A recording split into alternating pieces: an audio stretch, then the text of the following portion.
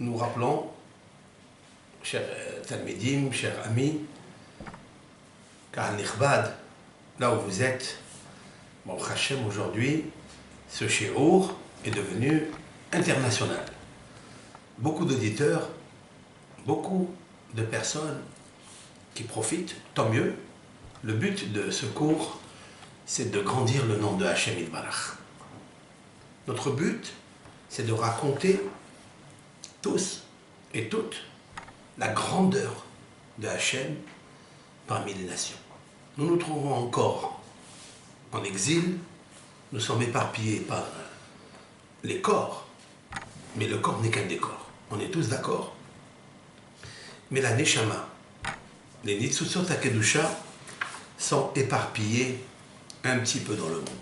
Il nous faut récupérer ces Nitzutzot, ces étincelles divines qui nous appartiennent à nous, ces étincelles divines que Hachem a déposées dans chaque aliment, dans chaque élément, à savoir dans les 4 règnes, le domaine, le règne de l'immobile, c'est-à-dire le minéral.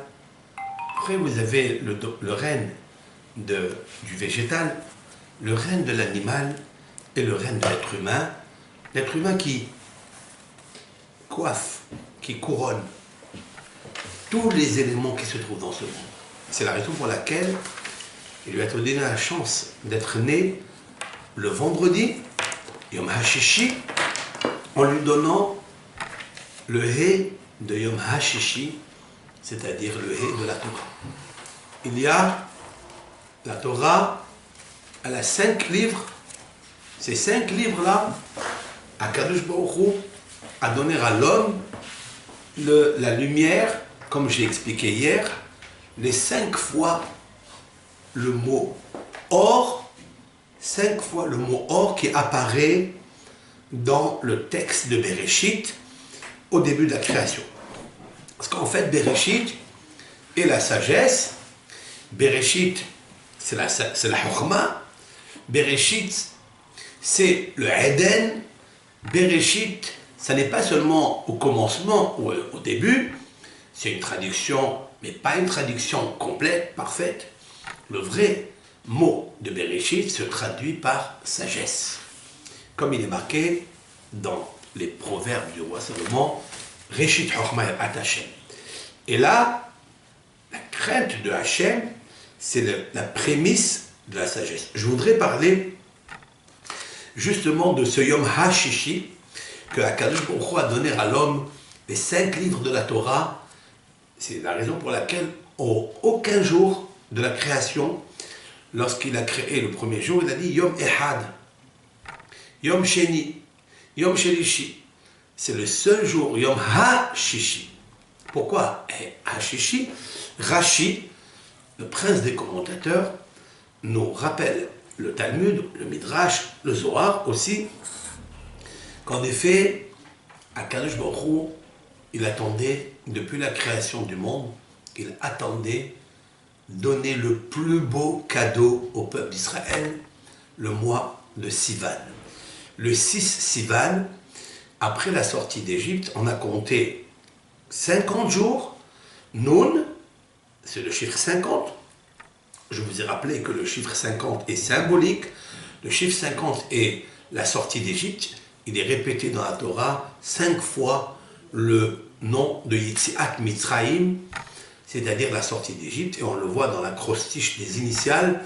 Yetziat Mitzrayim, Yud Yetziat, la sortie, Mitzrayim d'Égypte. Yud même. Rappelons que nous sommes en train de faire un cours avec un fil conducteur du Mi et du Ma. Et c'est un suivi de shiur. Il nous faut aller très doucement pour essayer de capter, d'absorber surtout les paroles de nos sages, les hachamim. Et en fait, Akadosh Baruch Hu a voulu dévoiler par ce mot Yom HaShishi, vous avez le He, la lettre 5 qui est en grand, et vous avez le Shishi qui veut dire 6. Le 6, c'est en fait le jour du 6 Sivan, où lorsque le peuple d'Israël s'est réuni tous ensemble, comme un seul homme, avec un seul cœur, comme il est marqué là-bas dans la paracha, Vaïhan Sham Israël. Israël campa là-bas, campa au singulier, alors que toutes les pérégrinations, à savoir les 41 pérégrinations qui ont précédé l'arrivée à Sinaï, face à la montagne de Sinaï, c'est la seule fois où il apparaît le mot camper au singulier et nos sages de dire qu'est-ce qui s'est passé. Le peuple d'Israël était uni. Nous devons récupérer cette réunion, cette assemblée du Ham Israël, à savoir la Ahava, l'amour, la Berara, la bénédiction, comme je l'ai expliqué hier, et le Shalom, et la paix. En fait, ce sont trois dimensions qui sont une, elle attire l'autre. Lorsqu'il y a l'amour, il y a la Ahava, il y a la Ahdout, et il y a immédiatement le Shalom. Quand il y a le Shalom, alors on peut être annoncé par Eliyahu Navi alav Shalom, comme il est marqué, Ine Anochi Sholeach et Eliyahu Navi. Je vais vous envoyer Eliyahu Navi. Et là, je voudrais dire que les 5 livres de la Torah ont été donnés au Har Sinaï, à un peuple qui était uni ensemble. Ce niveau qui était d'un niveau extraordinaire, unique en son genre, lorsque le peuple d'Israël ensemble, c'est très rare. Il est très rare, on est tous d'accord que le peuple d'Israël a été uni une fois, si ce n'est que au mont Sinaï. Et on va récupérer cela à Purim. À Purim, nous allons tous et toutes récupérer cela grâce à 2 personnages qui étaient investis de grandes neshamot. J'ai nommé Mordechai HaYehudi et Esther HaMalka, qui étaient investis l'une et l'autre. Mordechai était investi par la neshama de Moshe, Rabbeinu, alav Shalom, le prophète de tout, le grand, le seigneur des prophètes, celui qui nous a inculqué, transmis la Torah, comme il est marqué dans la dernière des péricopes, Vezot HaBeracha, Torah Tziva Lanu Moshe Morasha Keidat Yaakov, Vayi Bishurun Melech Bit Asef Yarashiam Yahad Siv Israël. Ça veut dire quoi? Ce verset-là, quand vous allez voir dans les commentateurs, notamment Yonathan ben Oziel, qui a vécu il y a 2000 ans, vous trouverez que le peuple d'Israël a aimé Moshe Rabbeinu parce qu'il leur a transmis la Torah. Et il est marqué Yahad Shifté Israël. Yahad, ensemble, Shifté, les tribus de Israël, c'est-à-dire de Yaakov, qui ont été couronnées par la lumière des 5 livres de la Bible. C'est le Hé, les 5 lumières qui apparaissent dans Bereshit. C'est Moshe Rabbeinu alav Shalom, celui qui a été le Sassoul, c'est-à-dire l'ambassadeur, qui a fait la paix entre le peuple d'Israël et Akadosh Baruch. Aussi, Mordechai HaYehudi, j'ai apporté dans un des cours, il est très intéressant pour celles et ceux qui n'ont pas écouté tous les cours, de revenir à partir du numéro 10 pour comprendre tous les autres, parce que c'est un fil lumière avec une seule idée qui est paracheminée entre le 10 et le 24 que nous sommes, et le 25, celui-ci. Donc Moshe Rabbeinu alav Shalom a réuni par sa Torah, par son Sefer Torah qu'il a écrit à l'âge de 120 ans, et avec des larmes. Avec des larmes, parce que la larme, quand on fait couler la larme, elle réveille la larme en haut, et Akadosh Baruch Hu se remplit de miséricorde. Et lorsque Akadosh Baruch Hu se remplit de miséricorde, alors il éteint la colère qu'il a pour le peuple d'Israël. Parce que le Satan et le Nahash, comme j'ai expliqué dans le cours 24, ils ont le venin dans leurs dents, ils veulent mordre. Ce venin, j'ai expliqué au nom de Rabbi Shimshon d'Ostropoli, c'est en fait le het, c'est-à-dire la faute. Le het, c'est une restriction. Tant qu'il y a une restriction, alors on fait 2 choses qui ne sont pas bien. D'abord, on est restreint de nous-mêmes parce qu'on a perdu l'intelligence. On a perdu l'intelligence qui est enracinée dans la lumière des 5 livres de la Torah. C'est le Bereshit, l'intelligence, la sagesse. on l'a perdu. Et la deuxième chose qu'on perd, c'est qu'on fait très mal, si l'on peut dire, à Kadosh Baruch Hu. On fait très très mal. Pourquoi? Parce que je vous ai dit que la notion de Beracha, à savoir la bénédiction, ça n'est pas seulement de recevoir une bénédiction, de donner la bénédiction à Hachem.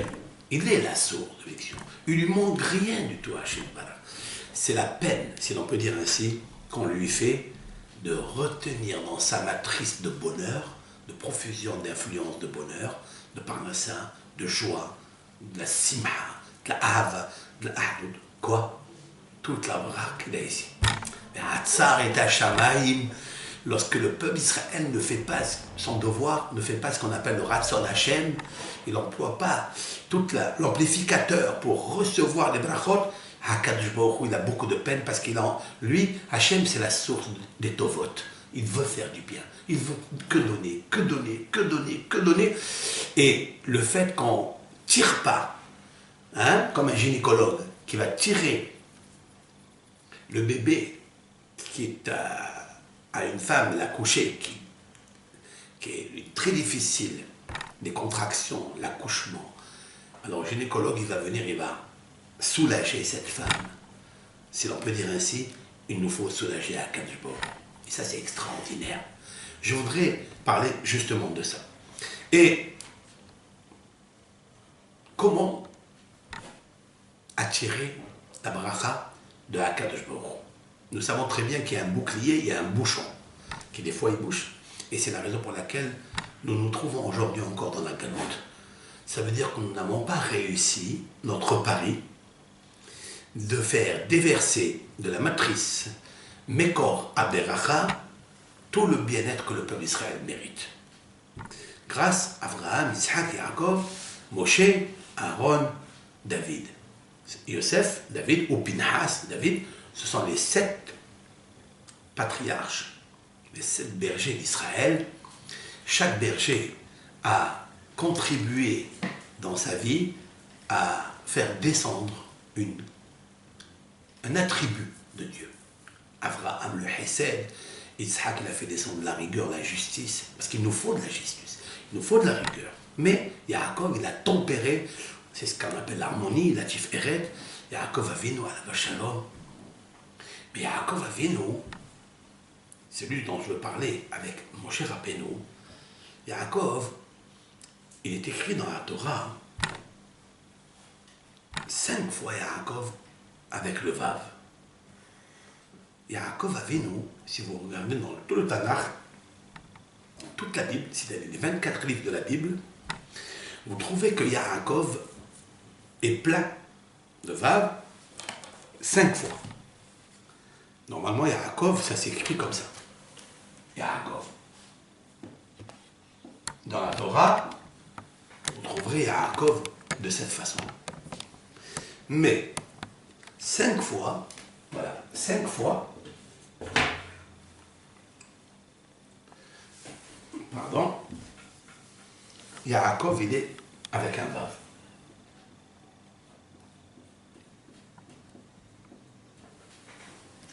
Et la question de savoir pourquoi. De là, on voit que tout ce qui a été écrit dans nos 24 livres de la Bible, tout était organisé, orchestré par Akadosh Baruch Hu, à Moshe, au Sinaï. Nous savons très bien que tous les prophètes, Ésaïe, Ézéchiel, Malachi, Haggai, tous ces prophètes-là, au nombre de 48, il y avait aussi 6 prophétesses, dont Dévorah, Nevi'ah, Myriam et Nevi'ah. Il faut savoir que si ils ont marqué 5 fois le mot Yaakov avec Vav, c'est qu'il y a une raison. Maintenant, je vais vous dire quelque chose d'autre. Eliyahu Hanavi, il est marqué dans la Bible 5 fois privé du Vav. Il est marqué Elia comme ça. Pardon? Elia, c'est marqué. Il y a marqué Yaakov avec 5 fois Vav. Et Elia, au lieu d'appeler Eliyahu, avec un Vav, ici, vous voyez, eh bien, on dirait qu'il a perdu le Vav. Il nous faut savoir pourquoi 5. Et pourquoi il est concentré sur la lettre Vav? Nos sages vont rappeler que dans le texte que l'on lit toujours, c'est une célèbre chanson d'ailleurs, quand on fait le Brit Mila, on chante « Ine Anochi Sholeh Alachem et Elia Hanavi ». Il n'est pas marqué Eliyahu Hanavi. Voici, je vais vous envoyer Elia Hanavi, le prophète Elia. Et tout le monde pose la question, Eliyahu Hanavi? Non, il n'est pas marqué Eliyahu Hanavi. C'est d'ailleurs la dernière fois où c'est marqué Elia, c'est lorsqu'on parle du Mashiach.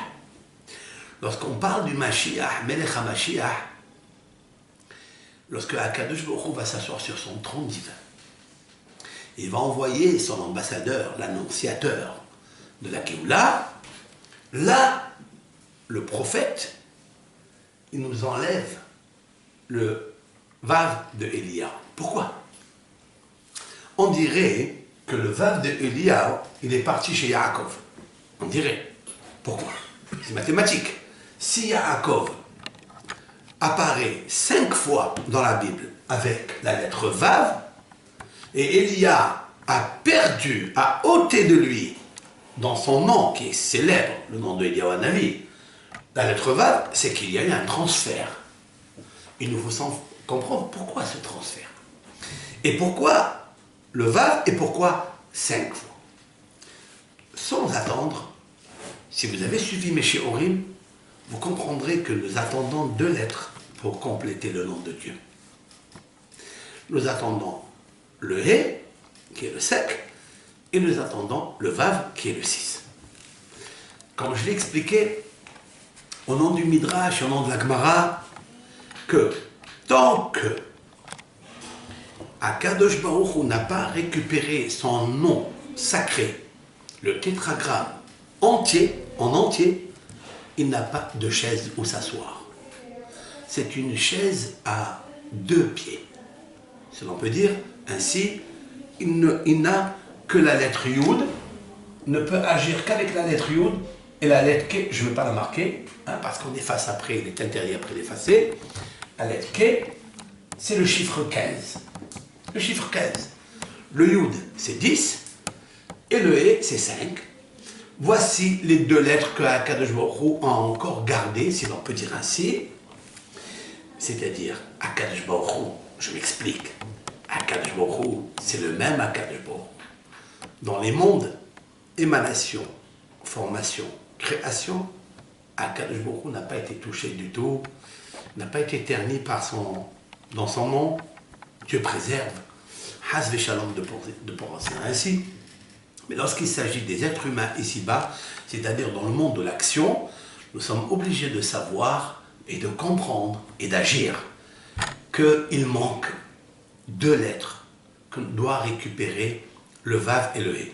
Comment on a vu ça? Hachem Yitbarach, l'Éternel, a juré par sa main droite, la main de la force, la main de la justice de Akadosh Baruch Hu, par ce nom de Yak, qui Yak al-Kesya. Akadosh Baruch Hu, par ce nom-là, il a juré d'effacer le nom de Amalek à jamais. Et c'est une guerre qui est un combat pour toutes les générations, mis d'or, d'une génération qu'on doit transmettre l'un à l'autre, à nos enfants, qu'il nous faut effacer le nom de Amalek. Pourquoi? D'ailleurs, quand on écrit le nom de Amalek, un scribe, lorsqu'un scribe, un sofer, il veut écrire un Sefer Torah, ou il veut écrire des Tefillin, ou une Mezouza, il faut d'abord s'exercer à écrire le nom de Amalek, comme ça, oui, Amalek, et de l'effacer. De l'effacer. Pourquoi? Parce que c'est marqué Tibhe et Zecher Amalek. Ce nom-là, il fait peur au peuple d'Israël. Ce nom, tous les pogroms, toutes les difficultés que le peuple d'Israël a subies, c'est toujours Zera Amalek. Toujours la descendance de Amalek. Notamment à Haman, à Racha, Haman à Agagi, Haman Agag. Maintenant, il faut savoir que Amalek nous a pris 2 lettres. C'est le Vav et le He. Pour compléter Yud, Ke, Vav, Ke. Si on veut compléter ça, c'est à nous de récupérer ça. Eliyahu Hanavi ne pourra pas venir. Il ne pourra jamais venir tant qu'on ne lui a pas mis le Vav à l'intérieur de lui. Cela veut dire, vous avez vu, Eliyahu, il y a le He et il y a le Vav. Ici, vous trouverez le He et le Vav. Hier, je vous ai dit quelque chose. Je vous ai dit qu'en effet, sur le pasuk Avarcha et Adonai v'cholet, Tamid teilato befi, dans le psaume 34. Je vous rappelle, très intéressant, Avarcha et Hashem v'cholet, je fais déverser et Hashem. Ça veut dire et Hashem. Ce que Hashem a. Qu'est-ce que Hashem a? La Beracha. La Beracha qui commence de Aleph jusqu'à Tav, de 1 jusqu'à 400, c'est l'alphabet. L'alphabet commence par la lettre Aleph et elle termine par la lettre Tav. Et Hashem, pas Avarcha, Hashem, je fais déverser Hashem, non. Hashem, il est dans le monde entier et Hashem n'a pas besoin de moi pour faire une bracha. En fait, la question est de savoir qu'est-ce qu'elle lui sert la bracha, puisqu'il a tout. Mais Avarcha, je fais déverser et Hashem, c'est-à-dire ce qui est inférieur à Hashem. Qu'est-ce qui est inférieur à Akadosh Baruch Hu? La bénédiction. Becholet, à chaque instant. Comment je dois faire cela? Tamid teilato befi, à jamais, instamment, sa louange est dans ma bouche. David Amelech, dans tous les psaumes, vous trouverez, il parle, Imalefi teilatecha, kol hayom tivartecha. David Amelech, c'est leur chanson. Imalefi teilatecha, que ma bouche se remplisse de ta gloire. Toute la journée, un homme, il doit remercier Akadosh Baruch Hu pour sa reconnaissance. Mais je vais vous expliquer quelque chose de plus profond que ça. Et nous avons dit, il faut fuir le mal et faire le bien. Bakesh Shalom verotfeu. Bakesh Shalom, ça veut dire il faut toujours chercher la paix, toujours être un homme effacé pour le Shalom, pour Akadosh Baruch Hu qui s'appelle Shalom. Verotfeu, il faut courir pour essayer d'unir 2 personnes qui ont un problème. Il faut essayer de faire le Shalom Bayit. Il faut essayer de faire le Shalom des Haverim, etc. Verotfeu, on a ajouté ici un He, un Vav, parce que le Shalom, ça veut dire qu'un jour qui s'appelle Shalom, le Mashiach qui s'appelle Shalom, aussi, ne peut pas venir par l'annonciation de Eliyahu Hanavi, comme il est marqué, Manavu al Heharim, Raglen Mevaser, Mashmiya Shalom, Mashmiya Yeshua. J'explique. Combien seront beaux, belles, les montagnes, au moment où Raglé Mevaser, les pieds de celui qui est annonciateur, donc c'est Mashiach. Mashmiya Shalom, celui qui va nous faire entendre par les réseaux sociaux, par la télévision, par Internet, il va nous faire entendre comme on entend aujourd'hui ce cours, dans le monde entier d'une façon extraordinaire. Regarde, en une fraction de seconde. À quel moment, lorsque Rega, j'ai expliqué Reshit Goïm Amalek, c'est-à-dire les prémices des nations qui ont affaibli, refroidi le nom de Hachem dans le monde, c'est Amalek. Lorsque celui-ci va être effacé, alors viendra Raglé Mevaser, viendra les pieds de l'annonciateur, Eliyahu Hanavi. Mais pour cela, je vais vous envoyer Eliyahu Hanavi. Mais voilà que Eliyahu, 5 fois, il est privé de la lettre Vav. Comment faire? La réponse est Mashmiya Shalom. Il faut appeler la paix dans le monde entier. Faille que cessent toutes les armes du combat, les armes physiques, les épées, etc. Parce que tant que on n'a pas récupéré ces 2 lettres, eh bien, on vivra toujours avec une bénédiction qui est écrite dans la Torah qu'on a oubliée, celle de Esav, celle que Esav a reçue. Esav étant la trisaïeul, la source de Amalek. Amalek est son petit-fils. Haman est le petit-fils de Esav, 19e génération. Yitzhak, rappelons ceci, parce qu'on va parler de la bénédiction, rappelons ceci que Rivka a entendu que Yitzhak allait bénir Esav. À la fin de sa vie, Yitzhak ne voyait plus, Yitzhak Avinu, et il a appelé Vayikra et Beno Esav Hagadol. Il a appelé son fils Esav le grand. Marqué le grand Hagadol, mais sachez que si vous regardez dans la Torah, j'ai bien contemplé, il y a marqué Hagadal, comme ça. Voilà comment c'est marqué. Normalement, Hagadol doit obtenir la lettre Vav. Ici. Hagadol. Mais il n'y a pas la lettre Vav. Il n'y a pas la lettre Vav. Pourquoi il n'y a pas la lettre Vav? Ce n'est pas le vrai Gadol. Lui, ça n'est pas le vrai grand. C'est celui qui maîtrise ses passions, ses pulsions. Lui, c'était un homme des champs. Lui, dans sa cuisse, il y avait un tatouage de serpent. Parce qu'il est l'homme des champs. Maintenant, je vais vous rappeler quelque chose. Pourquoi, en fait, on mange des lentilles? On mange des lentilles lorsque il y a, Dieu préserve, un deuil. On mange des lentilles. C'est quoi ce minhag, cette coutume de manger des lentilles? Les lentilles en hébreu, ça s'appelle adashi. Oui, je vais vous marquer ici, parce qu'il faut faire très très très attention à ce cours-là, qui est très très intéressant, un peu profond. On est obligé de passer pour comprendre qu'est-ce que c'est que Hadar.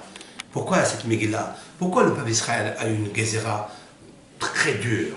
C'est-à-dire qu'en un seul jour, il voulait anéantir tous les Juifs. Dieu préserve. C'est une Gézéra qu'on n'a jamais vue. C'est même la Gézéra de Hitler. Mahshemo, que son nom soit effacé, qui est Zera Amalek, que son nom soit effacé à jamais. Il a voulu détruire le monde entier, en particulier les bénis Israël. Pourquoi? Qu'est-ce qu'il y a? Qu'est-ce que tu as avec eux? Je vais vous expliquer des choses. Vous savez que ça, à Hadashim, ce sont quoi? Ce sont les lentilles. Tiens, où c'est marqué qu'il faut manger les lentilles quand il y a un deuil? Dès qu'il y a la mort, lorsqu'il y a abstraction, restriction de la vie, il faut manger des Hadashim. Bon, la raison est très simple. D'après le sens littéral, le sens simple des choses, parce qu'il nous faut le comprendre, le connaître, c'est que Hadashim, ils sont ronds. Le Hadash, c'est une lentille qui est ronde. Voilà. Et alors, qu'est-ce qu'il y a? La lentille n'a pas de bouche, n'a pas d'ouverture. Et on sait très bien que quand quelqu'un est près, un proche, il est tellement ému qu'il n'arrive plus à parler. Il n'arrive plus à ouvrir sa bouche. Comme la lentille qui est ronde, et en fait, elle n'a pas de bouche, n'a pas d'ouverture. Cet endeuillé-là n'a aucune ouverture, aucune bouche à parler. Il ferme sa bouche, qu'il aime comme un muet. C'est très étonnant. Et en plus, il y a une autre raison simple, c'est que la lentille, elle est ronde. Et puisqu'elle est ronde, elle rappelle le Gilgoul, c'est-à-dire la réincarnation. Le Gilgoul vient du mot Galgal. Galgal ou Hahozer. Mashéaya ou Sheye. Il faut savoir que la roue, elle tourne. La roue de la fortune, elle tourne. La roue de la Neshama, elle tourne. La roue de l'âme. C'est comme ça. Cette âme-là qui est partie, elle n'est partie nulle part. Elle est revenue. Nous, on ne le sait pas. Elle est revenue dans un être cher. Elle est revenue chez sa fille qui est enceinte et qui va accoucher. Ça arrive beaucoup, je vais vous dire un secret. J'essaye de livrer quelques petits secrets que je ne connais pas beaucoup, mais je vais vous dire qu'un secret qui est très très très simple. Vous remarquerez qu'un proche est parti très très cher. Et il y a un de ses enfants, sa belle-fille ou ses enfants, elle est enceinte, et vous trouverez que à un certain moment, lorsque le tsel, c'est-à-dire l'ombre de la neshama, commence à quitter ce malade, les gens qui sont malades, ils ont un tsel, ils ont une physionomie, une ombre lumineuse sur elles, sur ces personnes, et quand elle commence la neshama à prendre congé de son corps, on voit que le tsel, c'est-à-dire la brillance lumineuse qui est dans son visage, elle commence à quitter, à prendre congé, mais elle le prend gentiment, doucement, pour qu'elle s'y habitue. Et on voit, de plus en plus, la personne commence à perdre la parole. Elle ne parle pas. Et si elle parle, elle vous dit des choses uniques, terribles. Elle peut, c'est-à-dire comme une sorte de vision prophétique, elle peut dire des choses que telle et telle personne est venue lui parler. Je peux vous raconter des milliers de cas que j'ai eu moi-même, mon expérience, mais ce serait un cours à part, que le père vous raconte des choses phénoménales. Tu te dis, mais comment il n'a jamais parlé? Des fois, pas seulement qu'il n'a jamais parlé, jamais dit quelque chose dans sa vie. Et là, il vous dévoile des secrets de prophétie, que tel est venu le chercher, tel est venu travailler, il s'est vu dans un camion avec une autre personne en train de voyager, et ça s'est réalisé. Ça s'est réalisé. Vous trouverez aussi quelque chose d'extraordinaire, que la femme qui est enceinte va avoir des pertes de sang. Elle va avoir des pertes de sang. Il y a du sang qui sort de sa matrice, son utérus. C'est étonnant. Et sachez, quand il arrive ça, c'est un garçon. C'est qu'elle possède un garçon dans le ventre. Et c'est incroyable. C'est une expérience vécue. Qu'est-ce qui se passe? La neshama de la personne qui a quitté. Elle aime tellement cette personne qu'elle va se revenir chez elle. Je vais vous apporter une preuve, parce qu'il nous faut voyager un peu dans les textes de la Bible, dans l'Ecclésiaste du roi Salomon, qui était le livre de Kohelet, qui est magnifique.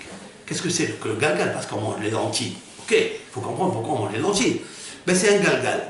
C'est marqué dans les proverbes du roi Salomon quelque chose de très très étonnant. Alors que c'est l'homme le plus sage du monde. Et beaucoup lisent cela. Qu'est-ce qui est marqué? Il est marqué Dor roler vedorba vehaares leolam omadet. J'explique. Shlomo HaMelech, par sa sagesse, nous déclare quelque chose d'étonnant. Une génération qui part, une génération qui vient, et la terre demeure à jamais. Voilà ce qu'il dit Shlomo HaMelech dans les proverbes, dans les Ecclésiastes. Qu'est-ce qu'il veut dire? Demande au Zohar HaKadosh, demande une grosse question. Qu'est-ce que vient de dire Shlomo HaMelech? Dor roler, une génération qui part, une génération qui vient, une génération qui part, une génération qui vient. D'abord une génération qui vient, après qui part. Très grosse question. On ne peut pas dire que Shlomo HaMelech il a fait en désordre, c'est à nous de comprendre. Pas du tout. Les paroles de Shlomo HaMelech sont d'une exactitude, d'une précision, d'une profondeur. C'est que Shlomo HaMelech veut nous apprendre quelque chose. Quoi? Dor roler vedorba. Il faut savoir que la génération qui part, c'est-à-dire le Nifta qui est parti, il faut savoir c'est la génération qui va venir. Ça veut dire qu'il n'est jamais parti. Il est parti, mais il est rentré dans le ventre, dans la matrice, dans le bébé qui se trouve dans la matrice de telle ou telle fille, de telle ou telle belle-fille, ou dans la sœur de tel monsieur qui est enceinte, il est rentré dedans. Parce que c'est le galgal à Roser. Il faut savoir, c'est ça le galgal, qu'un homme ne part jamais. Mashéaya, Hoshéye. Ce qui était, c'est ce qui sera. Mashénaasa, Hoshéase. Ce qui a été fait, c'est ce qui se fera. Hakad Borou, il laisse toutes les âmes ici. Moi, je vous raconte quelque chose. J'ai assisté à un enterrement à 11h du matin, et le soir, il y a eu une Brit Mila dans la maison du fils de cette personne qui est décédée, une Brit Mila. Je savais qu'ils allaient l'appeler au même nom, parce qu'il était là. Il n'est jamais parti. C'est le corps qui se décompose, qui part. Le corps, c'est un vêtement. C'est comme si on laisse un vêtement dans le vestiaire. Et j'ai une confirmation, j'étais là. Et j'ai dit à deux personnes, dont le fils, un des frères, je lui ai dit, ils vont l'appeler David. Parce que la personne qui a quitté ce monde, elle s'appelait David. Je dis, ils vont l'appeler David. Loussa, comment tu sais? Tu es un prophète? Il n'y a pas, je ne suis pas prophète. Et ça, beaucoup de rabbinim vous le diront.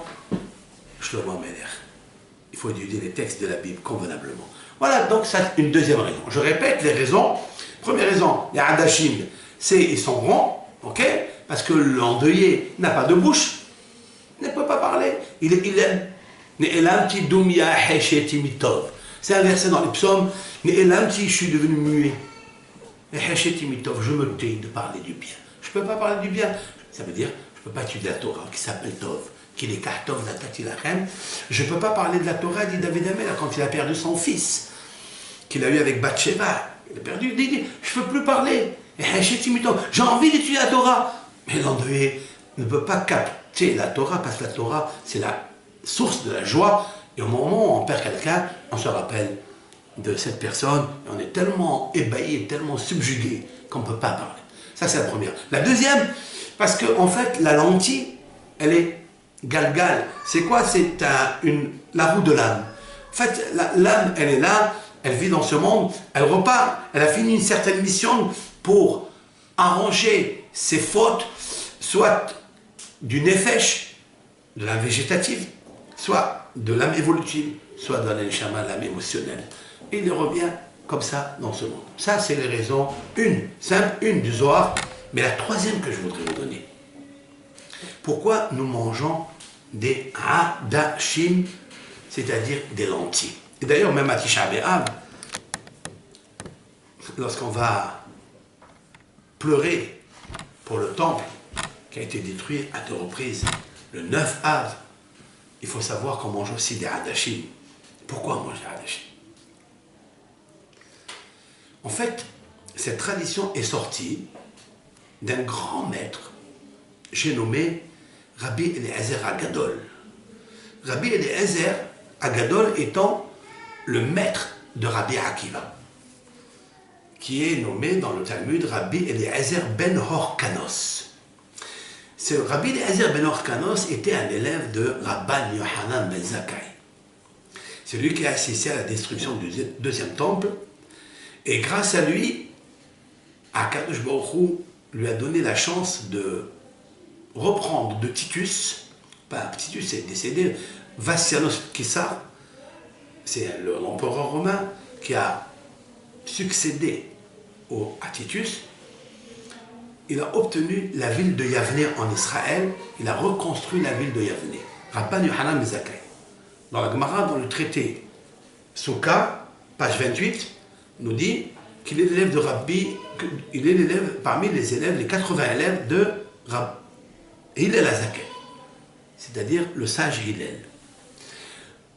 Rabban Yohanan ben Zakkai va dire sur Rabbi Eliezer ben Kanos que si on mettait qu'il était un homme exceptionnel dans la Torah, grand homme dans la Torah, ce maître Rabbi Eliezer ben Horkanos, qu'on appelle Rabbi Eliezer Agadol, le grand, a écrit un livre qui s'appelle Les chapitres de Rabbi Eliezer. Dans son chapitre 37, il dit que Adam Arishon et Hava et Caïn ont mangé des lentilles le jour de la mort de Habel.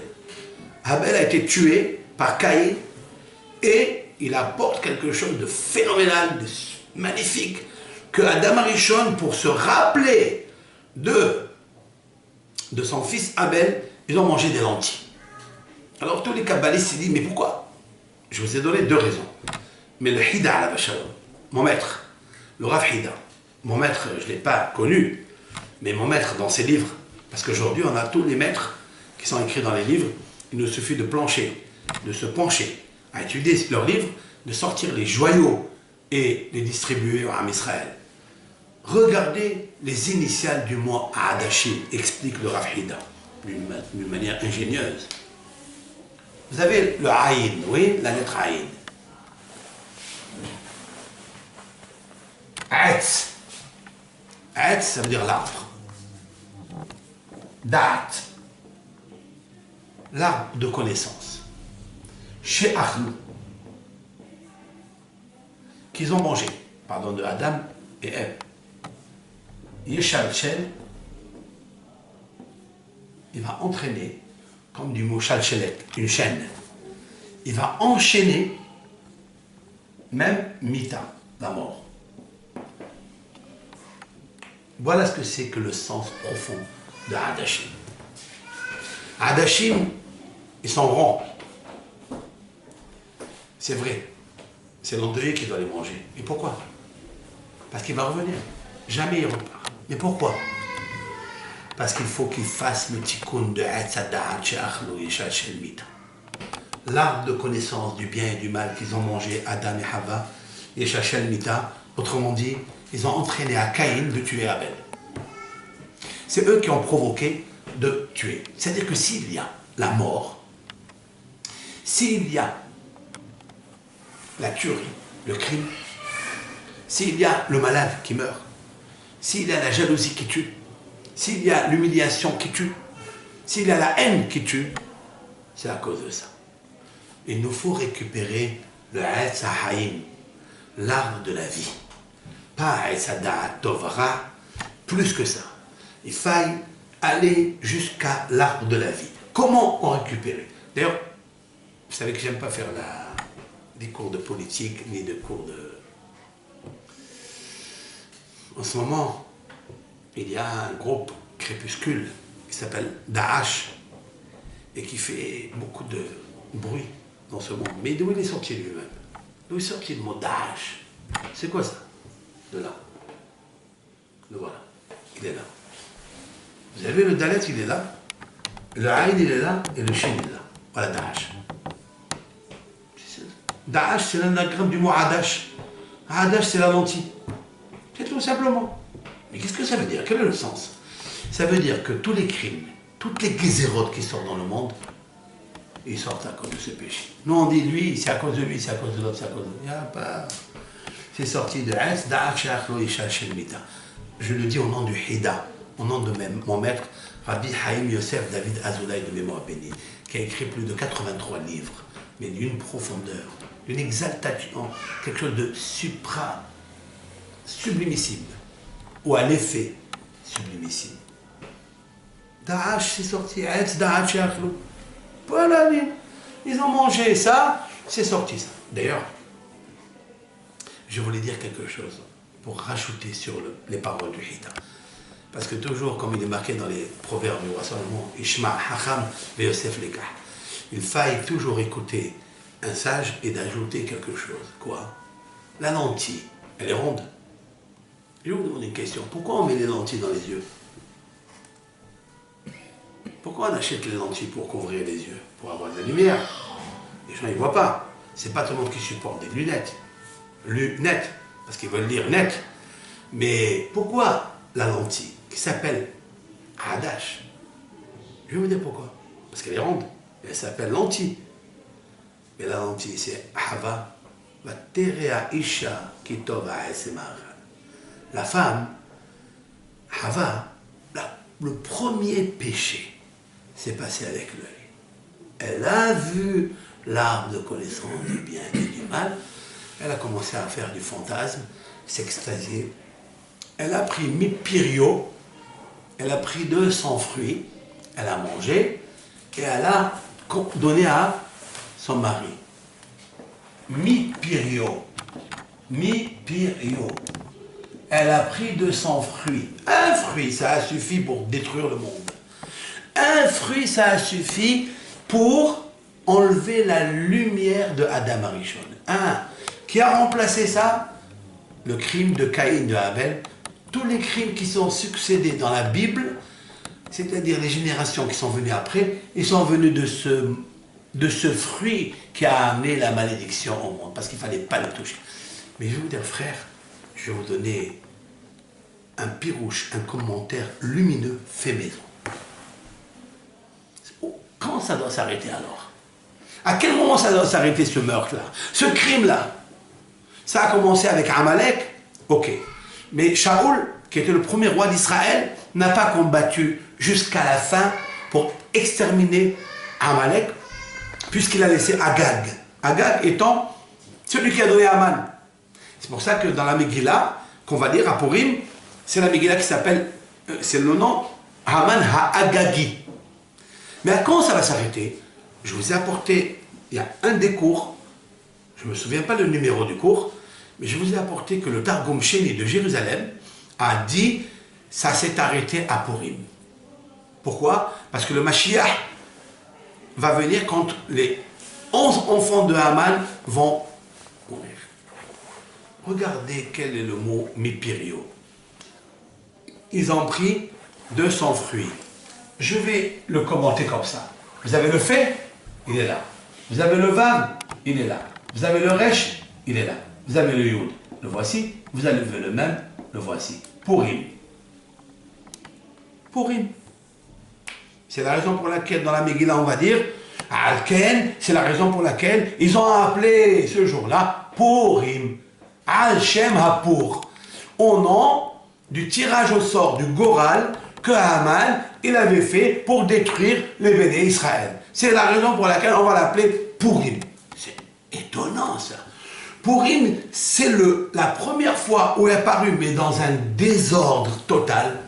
Parce que le fait d'avoir consommé le fruit de connaissance du bien et du mal, qui est donc a attiré la mort, a attiré la consommation des hadashim, des lentilles, c'est mi-pirio, parce qu'elle a pris un fruit qu'elle a donné à son mari. C'est la raison pour laquelle elle devra faire 3 mitzvot très importantes, les femmes. La mitzvah que j'appelle Hana. Hana, va-t-il parler Hana? Les femmes, elles doivent faire, pour corriger cela, elles doivent faire la mitzvah de Hala. Hana, c'est les initiales. Hana. Hana, c'est Het, c'est Hala. C'est le prélèvement de la Hala. C'est-à-dire, quand on fait du pain, 1 kg 6,66, pour faire la beracha, bien sûr, elle doit prélever un morceau de la pâte. Ça, c'est la Hala. Aujourd'hui, il y a des grandes organisations de tzadkaniot, des femmes, pour réparer cette faute que Hava a faite, parce qu'en fait, elle a impurifié la prémisse, la Hala que Dieu a apportée dans le monde. Mais je ferai un cours spécialement concernant Shabbat, parce que ce cours-là est relié avec le Shabbat. Après, vous avez le Noun, c'est Nida, c'est la femme qui est indisposée, qu'elle devra attendre les 7 jours pour récupérer par le biais du mikvé l'eau. C'est la nida parce qu'elle est retirée. Nida, ça vient du mot nadhe. Nida, c'est nadhe. C'est-à-dire le hé, il s'est déplacé. Elle a déplacé une lettre du nom de Dieu. C'est le hé. Donc elle doit la récupérer. Comment? En passant par 7 jours de purification. Parce que les 7 jours, c'est le serpent. C'est le venin du serpent, je l'ai expliqué déjà. Et hé, c'est la hadlaka. C'est l'allumage des bougies le vendredi soir. Encore une fois, le hé avec le vendredi, vous vous rappelez? Ha-shi-shi. Ha-dlaka. Il faille allumer pour récupérer ce qu'on appelle Hana. Hana, ça veut dire ha-hen, c'est-à-dire la grâce. Elle avait une grâce avant de fauter, une grâce dans un endroit idyllique dans le Gan Eden, et malheureusement, elle a eu un déplacement des choses. C'est la raison pour laquelle Dieu il a renvoyé Caïn du Gan Eden, voilà, Gan Eden, à cause de cette faute-là. Parce qu'en fait, en R, dans l'exil, à cause de cette faute, parce que Gan Eden, c'est l'endroit le plus beau au monde, c'est là où Akhloukhou communique avec la Neshama pure, sans corps, sans rien du tout. C'est le Gan Eden terrestre, ici-bas. Il y a le Gan Eden. Et en fait, ici, vous trouverez que Akadosh Baruch Hu, il a dit à Caïn, Na'vanati ba'aretz. Tu seras, Na'vanat, ça veut dire tu vas errer, tu vas bouger. Mais pourquoi? Parce qu'en effet, elle a fait bouger le nom de Dieu. C'est la raison pour laquelle elle est Nida. Et regardez, qu'est-ce qu'il y a dans Gan Eden? Qu'est-ce qui s'est passé? Je vous ai toujours dit que le mal, il sort du bien. Et le bien, il sort du mal. Gan Eden, c'est Gimel, c'est Galout. Galout, ça veut dire quoi? Galout, ça veut dire l'exil. Il reste ici, Na, Vanad. Na, Nad. Na, regardez, dans Gan Eden, Na, c'est bouger. Nad, c'est se déplacer. Dan, Na. Dan, il y a un jugement sur lui. C'est quoi? C'est Nad, il s'en va. Na, c'est qui bouge. Le peuple d'Israël va se déplacer dans le monde entier pour aller récupérer dans la galoute les étincelles divines. Comment on récupère ces étincelles divines? Nous dirons, c'est avec l'aide de Hachem, le cours prochain. Animé Valchotrem, je vous bénis par le biais de la Torah de Moshe Rabbeinu à la Shalom, pour qu'on puisse toujours trouver le Shalom. Dans le cours 26, j'expliquerai comment faire le rachat de tout cela, par quel moyen est le plus facile, et celui qui coûte rien du tout, qui coûte pas cher, qui coûte juste la reconnaissance de Hachem. Shalom Bracha.